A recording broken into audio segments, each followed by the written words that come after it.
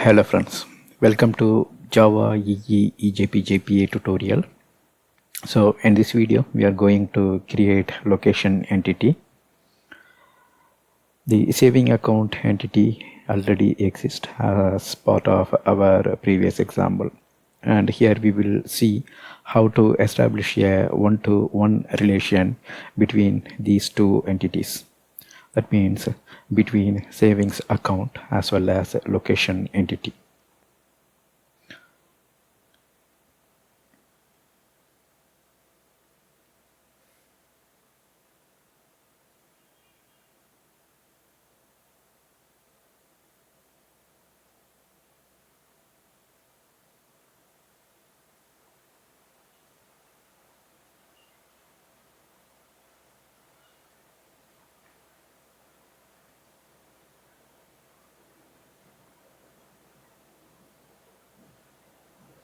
Alright, now we will continue with the sub-series. Here is the quick preview. In the previous video, we learned about the one-to-one relation basics. We doesn't cover the inner detail of JPA one-to-one relation with the annotation.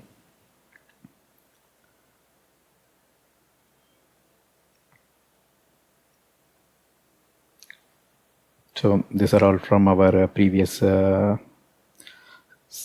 video.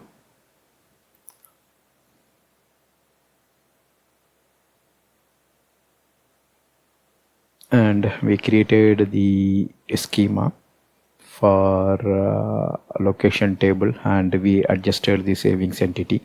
If you see in the database side, we have location ID.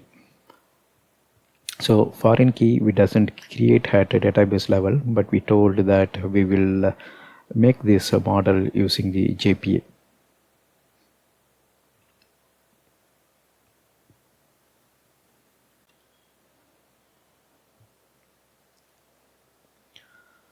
So this is our location table. It contains a 3 fields: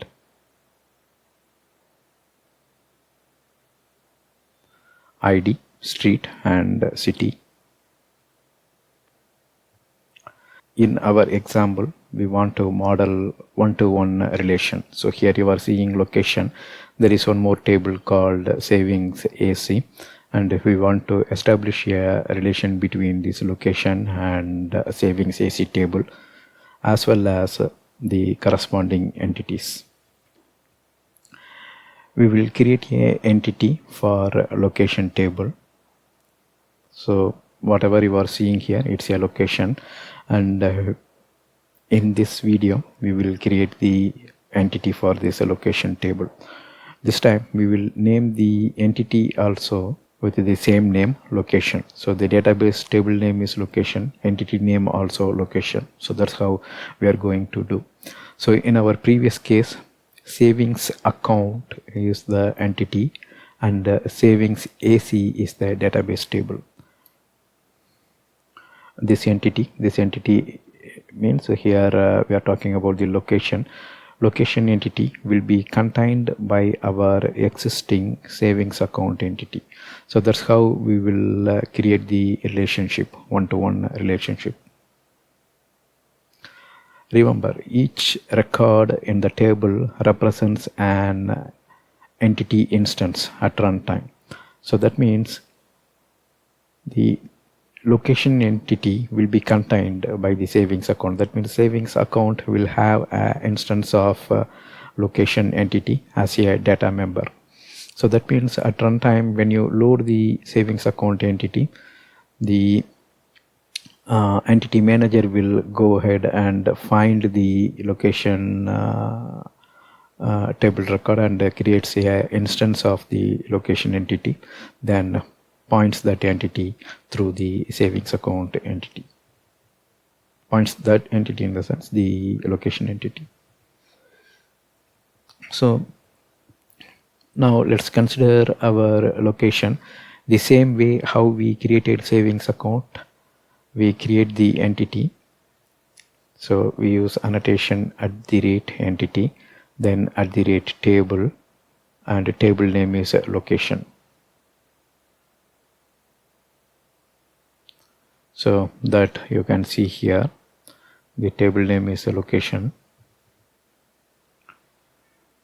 So here our class instance is location, and that implements serializable. So since we use the Eclipse IDE, you don't need to worry about creating this class definition, location, implement variables.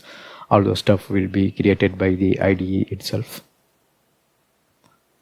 Then if you see here, we have the ID, right? And here in our class we have the same ID. So we created a field private hint ID, and the annotation here is ID. That means here we are saying this will be the key field, then we are mapping it with the column. So we already specified the table here, location table. In that location table, this field maps to the ID column. So this is the ID column. Then generated value, that's what we are saying with this annotation. That means when creating the entity, we no need to populate this, it will get calculated based on the identity. So here identity is given at the database level. We provide seed and step. So you can look at the schema in our previous video. There we specify this ID field as a identity field. Next, other fields, if you see, location class contains a private member, street, type is string, and that maps to our database street.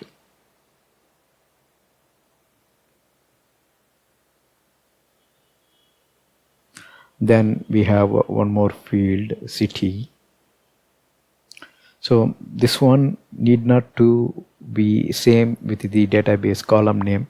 You can give whatever name you want for your member variable, but in the column name you have to give the exact name. So name, that is here. So that's all required for the plain Java class to behave as a entity. So we specified the class location as an entity by the entity annotation. Then we specified @table and specified the table name here, name equal to location. That's the location here. After that we specified ID field, this ID field, which is a key as well as a generated value. Then we mapped our other data members with the database fields.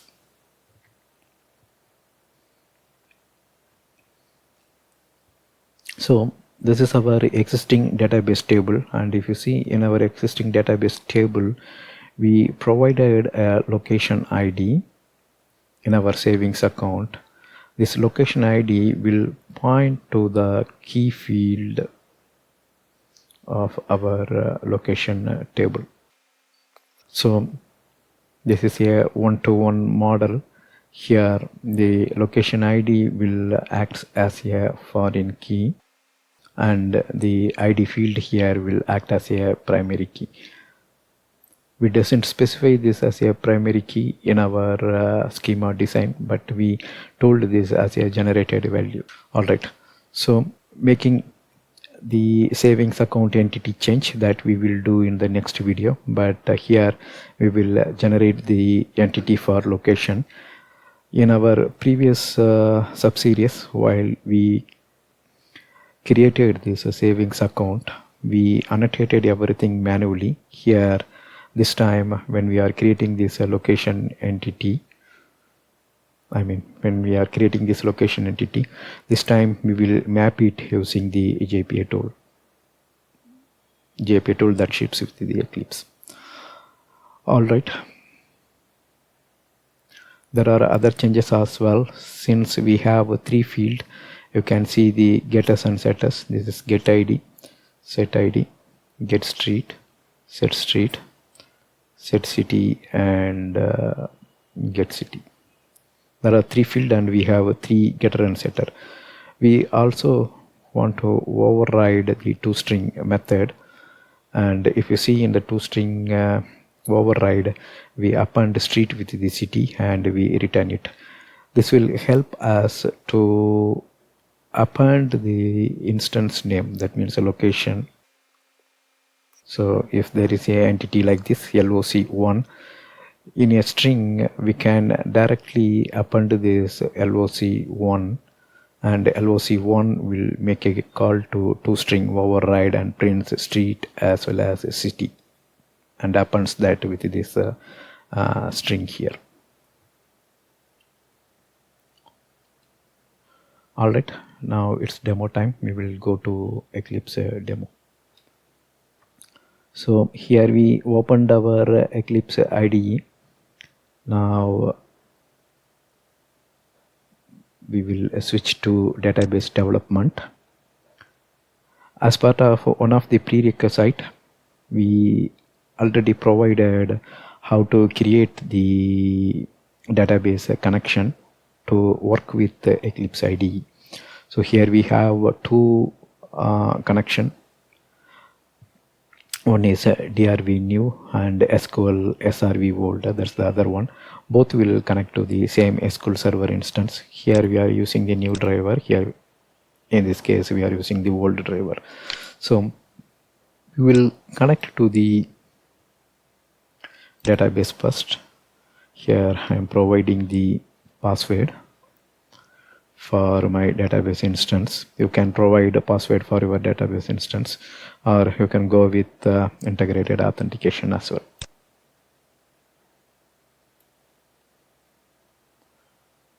So it shows pubs database is connected.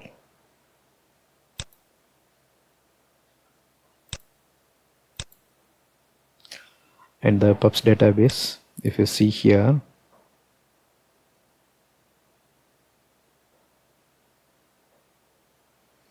under DBO schema, expanding tables, and savings account already exists. And if you see, there are 4 columns: location ID, balance, person name, and person ID. So we haven't yet modified this savings account with this location ID. We will do that in the next video.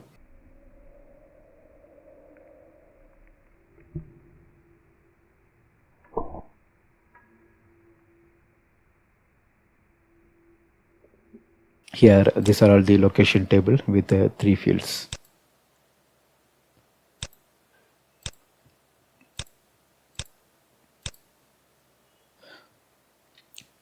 Next we will go to JavaEE Perspective. Right click on JPA savings account, go to properties, click on this JPA node, and here you will be seeing connection as none. Now we will pick SQL SRV old. So you will be seeing connected. Why? Because in the database perspective we made connection to SQL SRV old.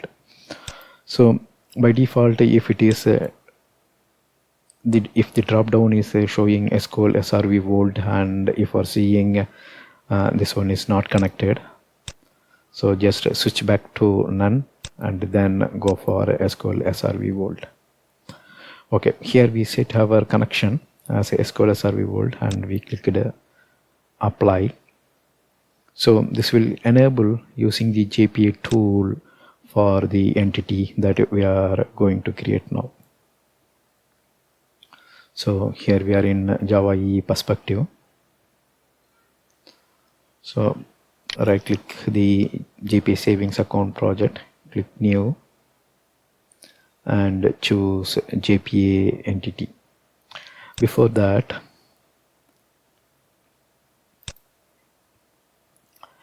if I expand JPA content,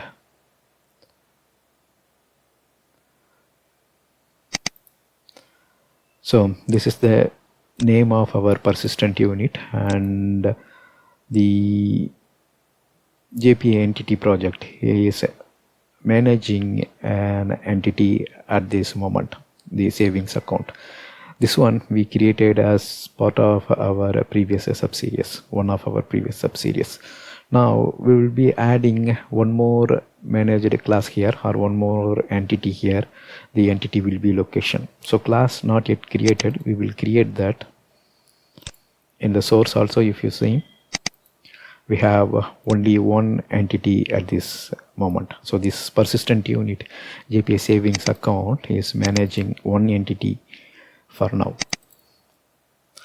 Alright, now we will go ahead here and create new JPA entity. So if you already created JPA entity, that will get listed here. Otherwise you can go to other and type JPA. So under the JPA node, you will be seeing a JPA entity. Click on that, click next. So Java package, here I am choosing tube coding examples jpa.entity. Class name I am giving it as location. Now we will click next.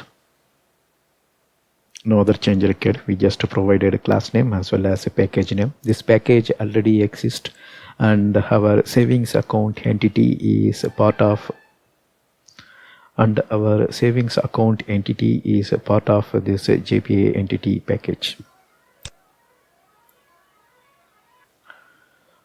So this time we will add our entity fields manually.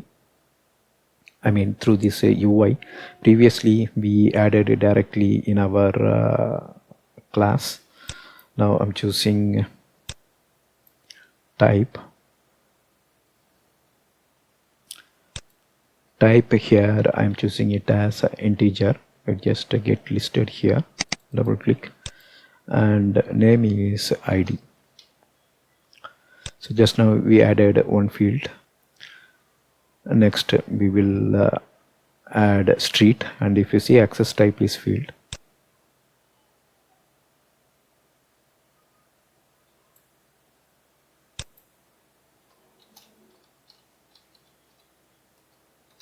Okay, street should be here. Here we will choose a string. If you want to choose some other type, that also you can do. Class instance, if you want to specify, you can specify that also. But here our street is string. Then we have city, that's also a string.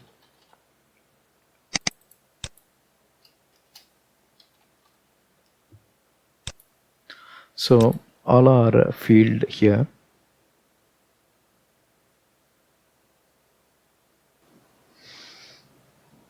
Now we will click finish. So no need to worry about this error at this moment. It talks about table is not defined or primary key attribute not defined, all the stuff. Here you can see there are 1, 2, 3 field, and there are getter and setters for these 3 fields.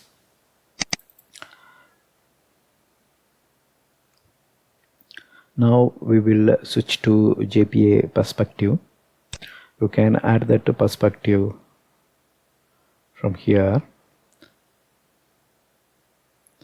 Open perspective, and if JPA is not listed, you can go here and pick the JPA Perspective from this list. So here we have a JPA Perspective, and we are switching to that JPA Perspective.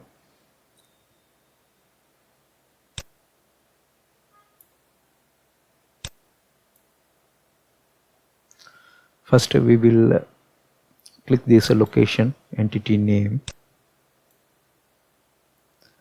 then table. If you see, it already picked the location table, and it is showing that as a default. Why? Because our entity name as well as database table name both are same, right?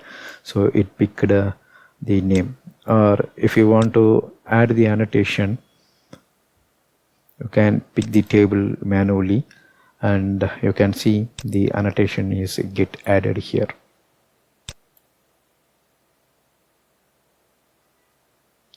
Next we will go to the field one by one Here I'm choosing ID. So default ID. If you pick the column explicitly, it will be safe to pick explicit column name, and you can see table is location, column is ID. That way we are adding the annotations. Here I'm choosing street as the column name, table is default location, and city also we need to map. So we'll go to city here and click on city in the JPA detail tab. Click on the save all button, and if you see we have the column annotation, we will put a empty line so that it will be more organized. And if you see ID mapping to column ID, street mapping to column street, city, and it is mapping to the column city. So we will just keep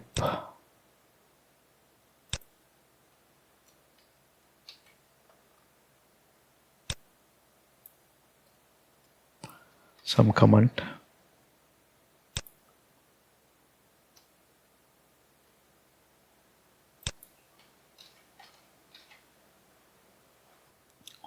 Okay, still this error is there, right? It is stating the entity has no primary key attribute defined.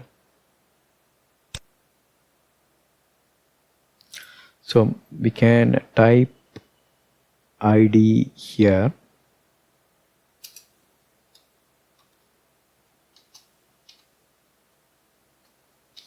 The moment I type ID, I will be seeing a notation here, ID, attribute ID is mapped as ID.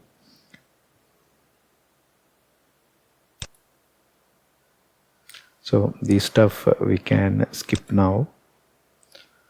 And in the primary key generation strategy, first we will place a tick mark here.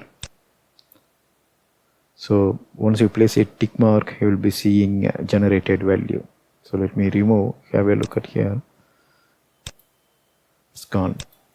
So next we will say identity.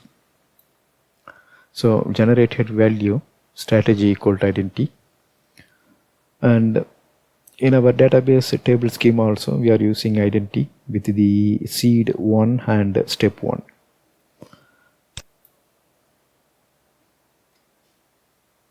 Now we need to generate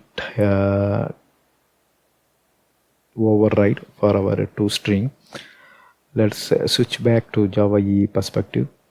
Now we have done our annotation, and if you see the entity error is gone. Now we will switch to JPA, the JavaEE Perspective from this JPA Perspective. Then from this outline we will choose source, override or implement methods, and we will go for the toString override. Let it be the last member. Insertion point you can keep anywhere, later you can move. So this will be our toString override. Here I am adding it as a code snippet 7.03. If you see here 7.01 as well as 7.02, this stuff we added it through the JPA tools for Eclipse, and then we added this comment. That means you no need to depend on the JPA tool. You can directly add these entities at the rate entity. You can hand code it, you can type this, and that will be quicker than the UI based JPA tool, but some people prefer JPA tool also. Alright, now we will go to our toString override.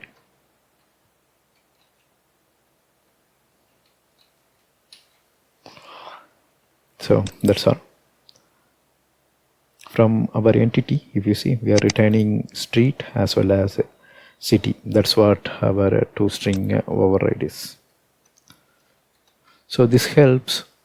You can append the instance of this location directly with the string when we are outputting it. Most probably this will come handy when we are coding for the JSP side. So in the JSP we will provide the output of the savings account as well as entity, right? So that time we can directly append the instance of this location with the string, and the instance will get casted to string using this override. That means it will print street comma city in the appended output. Okay, here we are done with our toString override. Here we provided a string returned, and this will append street and city with a command blank space. So that's our toString override. So there is one more stuff that is pending. Now we will double click and open this persistent.xml, and if I go to source, we will be seeing only one entity class instance. So our persistent unit JPA savings account is managing only one savings account. And if you go to our bean, stateless bean, that's where we are implementing it, right? Savings account bean. And if you see our entity manager, persistent context is in the persistence context, we provided unit name as JPA savings account, and here is the persistent unit JPA savings account, and it manages only one entity at this moment. We need to add our location entity also. You can either manually type and add the content here, or you can go here and choose synchronize class list. So just keep a look at here. So that particular option, IDE option, will search for the project and looks for is there any managed entity. So the moment it sees this tag @entity, it knows that location is the entity, then it goes with the synchronization. So to be in sync, it added this entity. So you can even go to this general tab and you can see the managed classes. So the JPA savings account persistent unit is now managing two entities. One is a savings account and another one is a location. Alright, two entities are ready. Our saving account